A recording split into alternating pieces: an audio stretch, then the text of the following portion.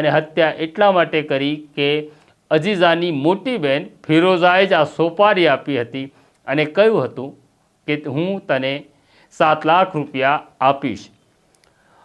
અજીઝાની હત્યાનો 2 વખત પ્લાન થયો હતો, પણ રમીઝની હિંમત ન થઈ. જ્યારે રમીઝનો ફોન પોલીસે ચેક કર્યો, એમાંથી કેટલાક કોલ ડિટેલ રેકોર્ડ્સ મળ્યા અને ખાસ કરી ઓડિયો મળ્યા, જેમાં ફિરોઝા રમીઝને સૂચના આપે છે કે આજ કામ ખતમ કરના હૈ. જે દિવસે એની હત્યા થઈ ત્યારે જ ફિરોઝા અને રમીઝ વચ્ચે વાત થઈ હતી અને એક પ્લાન ઘડવામાં આવ્યો છે. હવે પ્લાન શું હતો એ જાણવો જરૂરી હતો, એટલે પોલીસ ફિરોઝાને પોલીસ સ્ટેશન લાવે છે.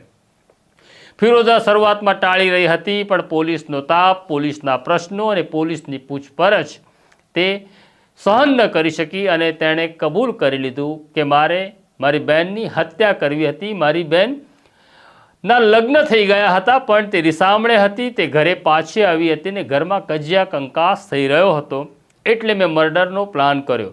ફિરોઝા અને રમીઝ વચ્ચે લાંબા સમયથી પ્રેમ ચાલી રહ્યો હતો, એટલે તે મર્ડર પ્લાન કરે છે. પણ તે પહેલાં એક અગત્યનું કામ કરે છે. 25મી નવેમ્બર 2025ના દિવસે તે અજીઝા બાનુનો 40 લાખ રૂપિયાનો વીમો ઉતરાવે છે અને અજીઝાના નોમિનીમાં પોતાનું નામ, એટલે કે ફિરોઝા પોતાનું નામ લખાવે છે.